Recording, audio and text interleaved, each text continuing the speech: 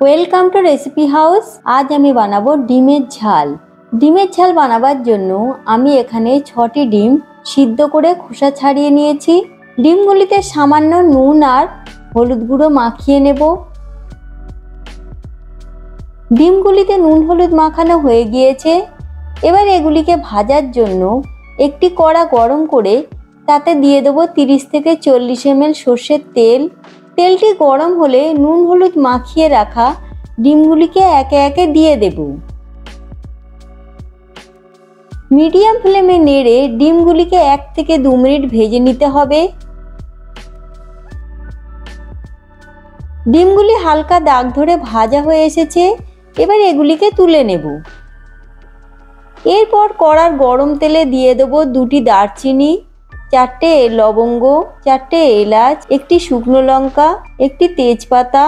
গোটা মশলাগুলিকে নেড়ে ভেজে নিয়ে দিয়ে দেবো 2টি মাঝারি সাইজ কুচিয়ে রাখা পেঁয়াজ।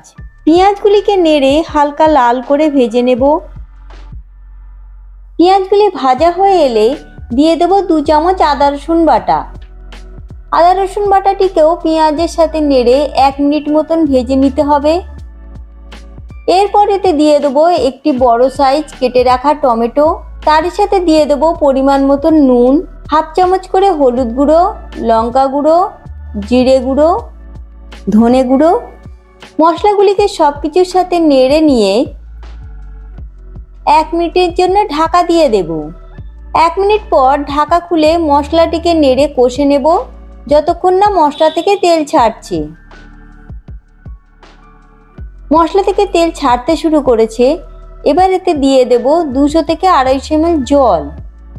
জল দিয়ে গ্রেভিটিকে ভালো করে নেড়ে নেব। গ্রেভিটি ফুটে উঠলে দিয়ে দেব হাফ চামচ গরম মশলা। গরম মশলাটিকে গ্রেভির সাথে নেড়ে মিশিয়ে নিয়ে ভেজে রাখা ডিমগুলিকে একে একে দিয়ে দেব। ডিমগুলিকে গ্রেভির সাথে 4 থেকে 5 মিনিট ফুটিয়ে নেব।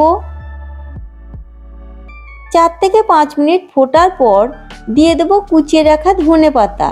ধনেপাতা দেবার পর ডিমের ঝালটিকে আরও 1 মিনিট মতন ফুটিয়ে নেব।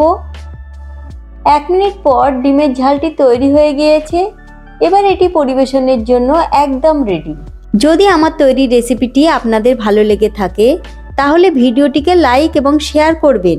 এই রকম সুস্বাদু রেসিপি পাওয়ার জন্য আমাদের চ্যানেল রেসিপি হাউসকে সাবস্ক্রাইব করতে ভুলবেন না।